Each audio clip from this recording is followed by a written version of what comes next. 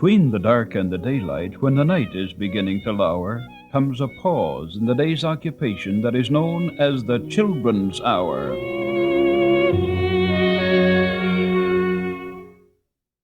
Well, we're starting a brand new story today.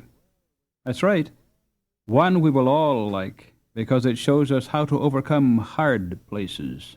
The story is Hans Brinker, or the Silver Skates, a story of life in Holland by Mary Mapes Dodge, and we use it by permission of Grosset and Dunlop, New York. The story was written almost 100 years ago.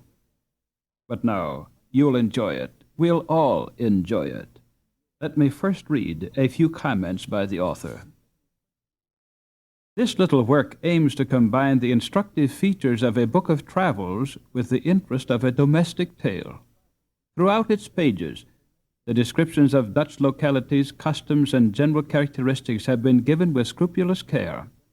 Many of its incidents are drawn from life, and the story of Ralph Brinker is founded strictly upon fact.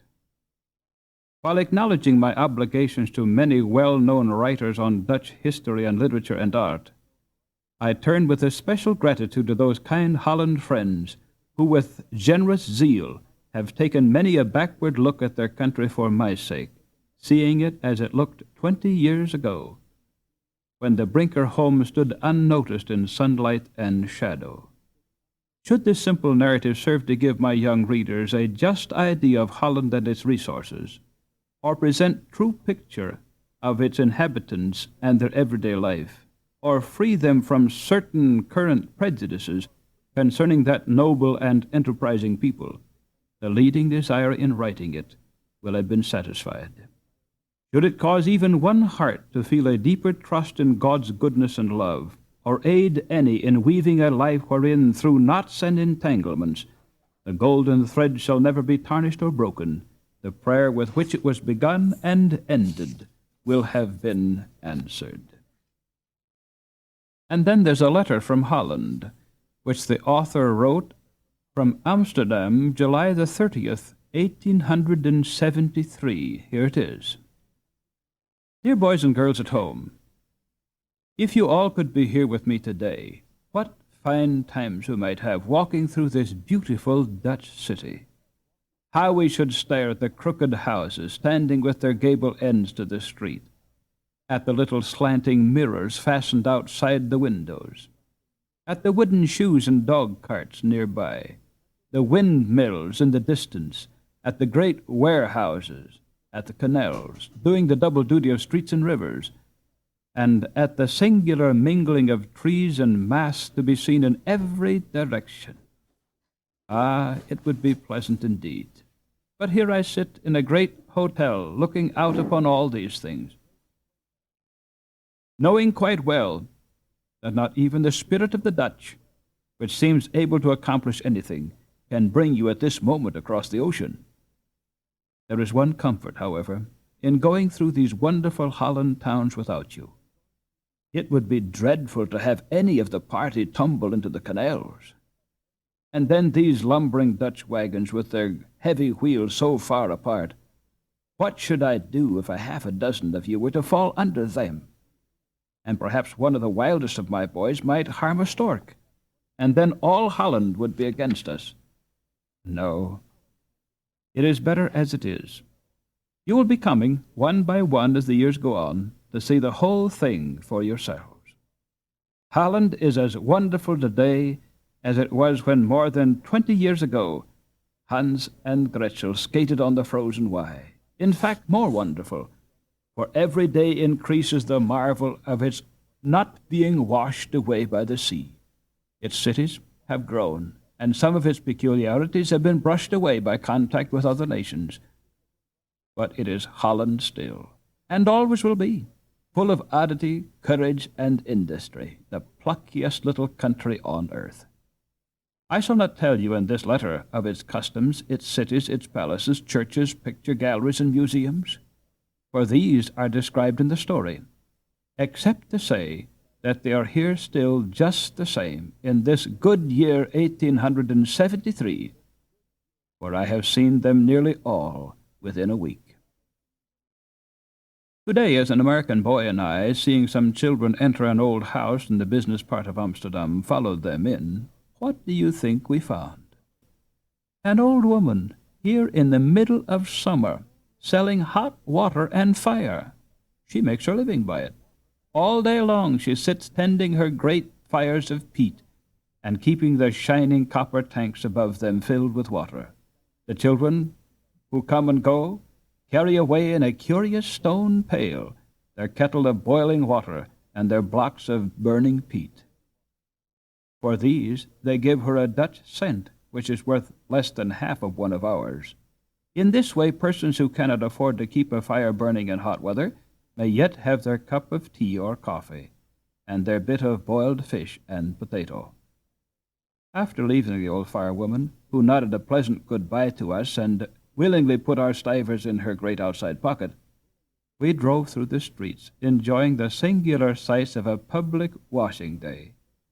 Yes, in certain quarters of the city, away from the canals, the streets were lively with washerwomen hard at work, hundreds of them, in clumsy wooden shoes, with their tucked-up skirts, bare arms, and close-fitting caps, were bending over tall wooden tubs that reached as high as their waists, gossiping and rubbing and gossiping, with perfect unconcern in the public thoroughfare, and all washing with cold water instead of using hot as we do. What a grand thing it would be for our old firewoman if boiling water were suddenly to become the fashion on these public washing days.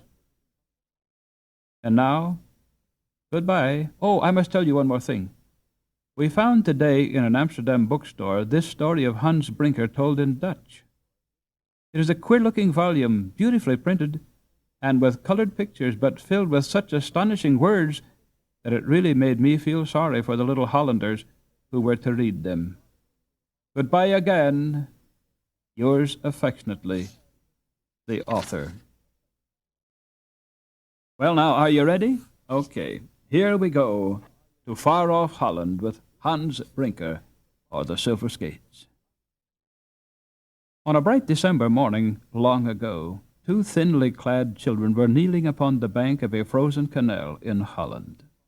The sun had not yet appeared, but the gray sky was parted near the horizon, and its edges shone crimson with the coming day.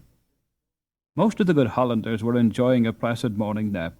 Even mein Herr van Stoppelnoos, that worthy old Dutchman, was still slumbering in beautiful repose. Now and then, some peasant woman, poising a well-filled basket upon her head, came skimming along the glassy surface of the canal. Or a lusty boy, skating his day's work in the town, cast a good-natured grimace toward the shivering pair as he flew along. Meanwhile, with many a vigorous pull and puff, the brother and sister, for such they were, seemed to be fastening something upon their feet. Not skates, certainly, but clumsy pieces of wood, narrowed and smooth at their lower edge, and pierced with holes, through which were threaded strings of rawhide. These queer-looking affairs had been made by the boy Hans. His mother was a poor peasant woman, too poor even to think of such a thing as buying skates for her little ones. Rough as these were, they had afforded the children many a happy hour upon the ice, and now, as with cold red fingers our young Hollanders tugged at the strings, their solemn faces bending closely over their knees, no vision of impossible iron runners came to dull the satisfaction glowing within. In a moment, the boy arose, and with a pompous swing of the arms and a careless, "Come on, Gretel," glided easily across the canal.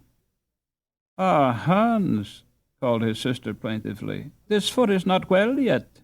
The string hurts me. It hurt me on last market day, and now I cannot bear them tied in the same place." "Tie them up higher, then," answered Hans, as without looking at her he performed a wonderful cat's cradle step on the ice. "How can I? The string is too short."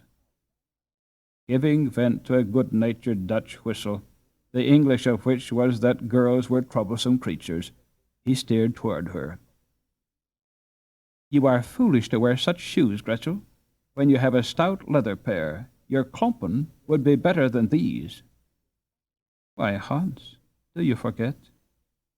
The father threw my beautiful new shoes in the fire. Before I knew what he had done, they were all curled up in the midst of the burning peat. I can skate with these, but not with my wooden ones. Be careful now." Hans had taken a string from his pocket. Humming a tune, he knelt beside her to proceed to fasten Gretchel's skate with all the force of his young, strong arm. "Oh, oh!" she cried in real pain. With an impatient jerk, Hans unwound the string. He would have cast it upon the ground in true big brother style had he not then just spied a tear trickling down his sister's cheek. "I'll fix it. Never fear," he said with sudden tenderness. "We must be quick. The mother will need us soon." Then he glanced inquiringly about him, first at the ground, next to some bare willow branches above his head, and finally at the sky, now gorgeous with streaks of blue, crimson, and gold. Finding nothing in any of these localities to meet his eye and his need, he suddenly brightened. With the air of a fellow who knew what he was going to do, he took off his cap and removed the tattered lining, adjusted it in a smooth pad over the top of Gretchel's worn-out shoe. "Now," he cried triumphantly, at the same time arranging the strings as briskly as benumbed fingers could do, "can you bear some pulling?" And Gretchel drew up her lips as if to say, "Hurt away," but made no further response. In another moment they were laughing together as hand in hand they flew along the canal, never thinking whether the ice would bear or not, for in Holland ice is generally an all-winter affair. It settles itself upon the water in a determined kind of way, and so far from growing thin and uncertain every time the sun is a little sphere upon it, it gathers its force day by day and flashes defiance to every beam. Presently, squeak, squeak, sounded something beneath Hans's feet. Next his strokes grew shorter, ending oftentimes with a jerk, and finally he lay sprawling upon the ice, kicking against the air with many a fantastic flourish. "Ha, ha!" laughed Gretel. "That was a fine tumble." But a tender heart was beating under her coarse blue jacket, and even as she laughed, she came with a graceful sweep close to her prostrate brother. "Are you hurt, Hans? Oh, you are laughing. Catch me now!"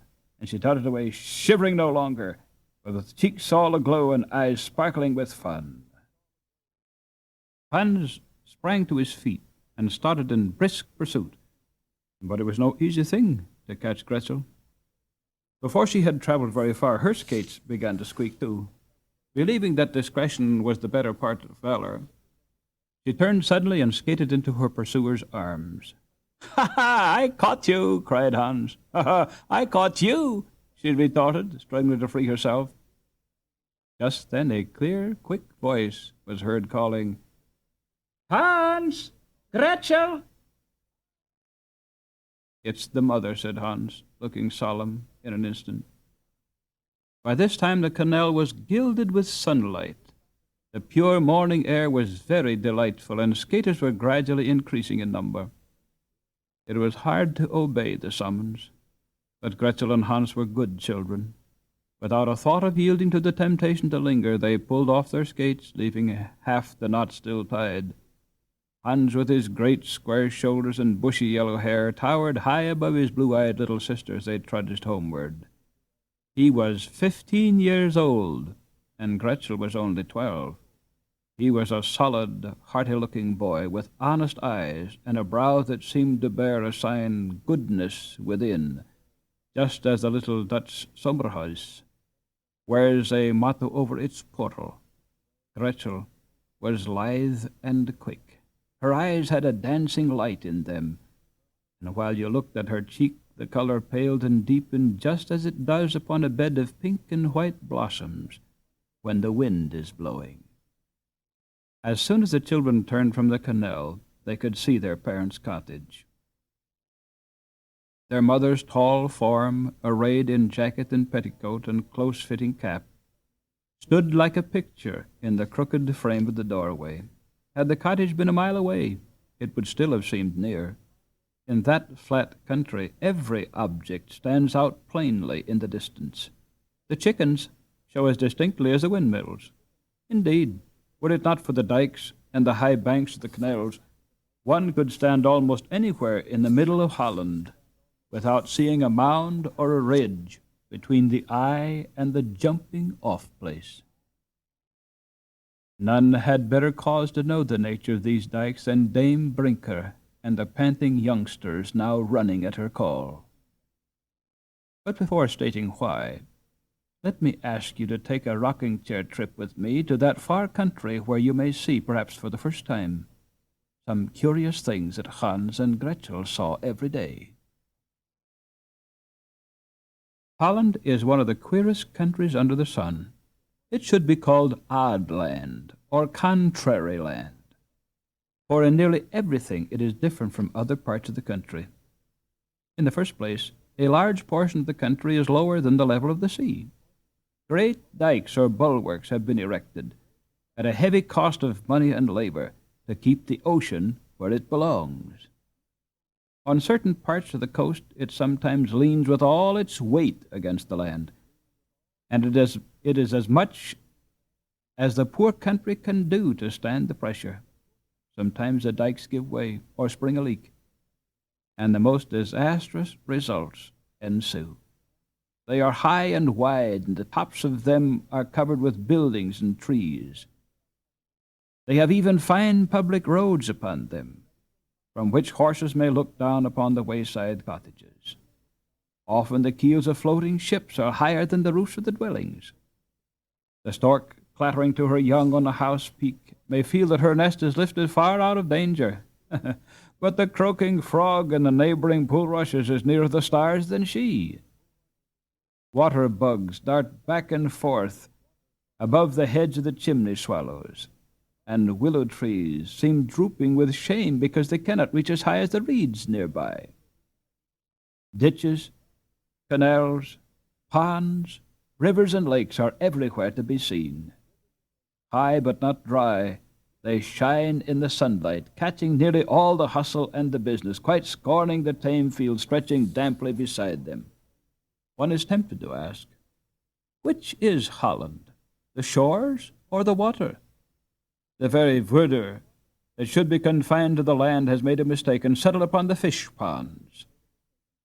In fact, the entire country is a kind of saturated sponge, or as the English poet Butler called it, a land that rides at anchor and is moored, in which they do not live but go aboard. Persons are born, live, and die, even have their gardens on canal boats. Farmhouses with roofs like great slouched hats pulled over their eyes stand on wooden legs with tucked-up sort of air, as if to say, we intend to keep dry if we can. Even the horses wear a wide stool on each hoof to lift them out of the mire. In short, the landscape everywhere suggests a paradise for ducks. It is a glorious country in summer for barefooted boys and girls. Such wading, such mimic ship sailing, such rowing, fishing, and swimming.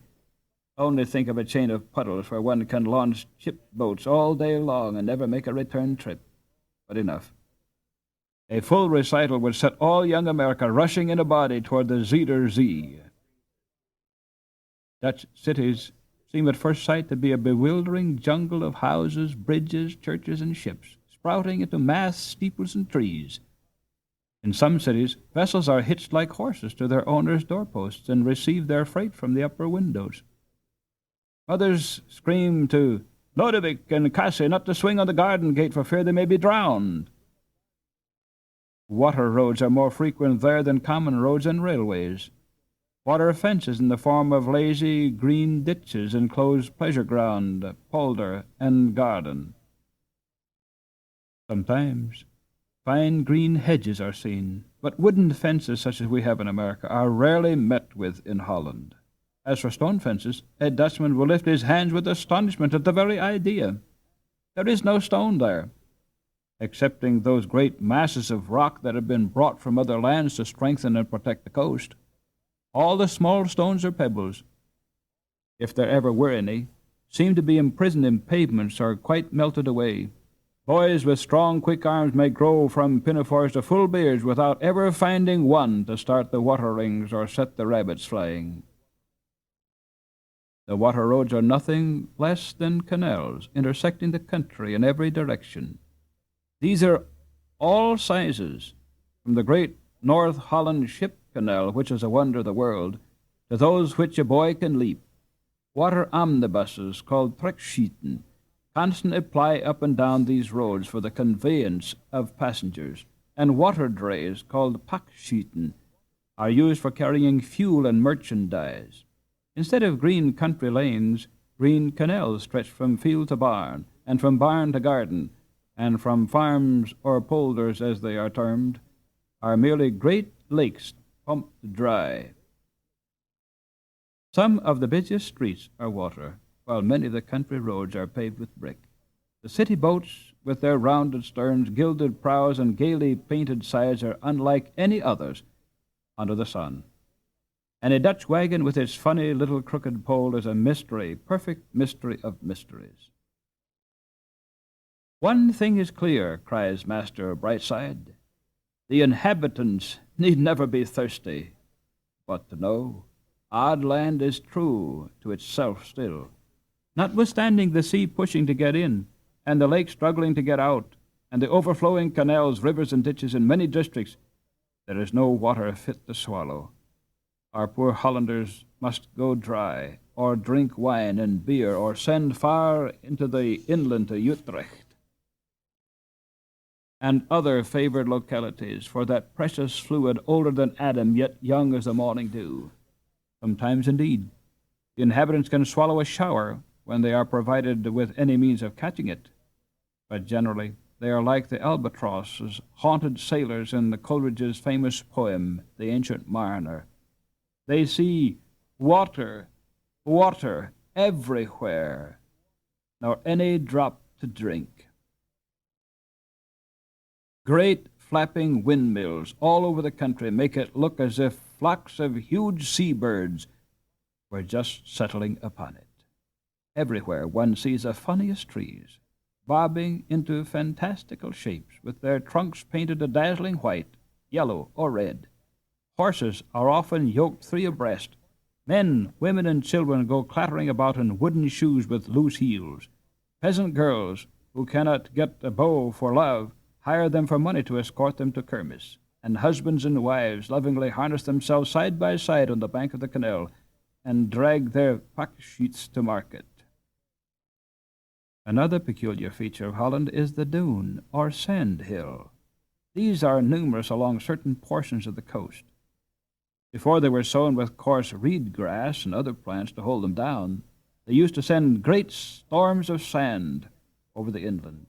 So, to add to the oddities, farmers sometimes dig down under the surface to find their soil, and on windy days dry showers of sand often fall upon fields that have grown wet under a week of sunshine. In short, almost the only familiar thing we Yankees can meet with in Holland is a harvest song, which is quite popular there, though no linguist could translate it. Even then, we must shut our eyes and listen only to the tune, which I leave you to guess. Yanker dee-dee doodle down, dee-dee doodle onder, Yankee viver vovervoon, buttermilk and pounder. On the other hand, many of the oddities of Holland serve only to prove the thrift and perseverance of the people. There is not a richer or more carefully tilled garden spot in the whole world than this leaky, springy little country. There is not a braver, more heroic race than its quiet, passive-looking inhabitants. Few nations have equaled it in important discoveries and inventions. None has excelled it in commerce, navigation, learning, and science, or set as noble examples in the promotion of education and public charities, and none in proportion to its extent has expended more money and labor upon public works.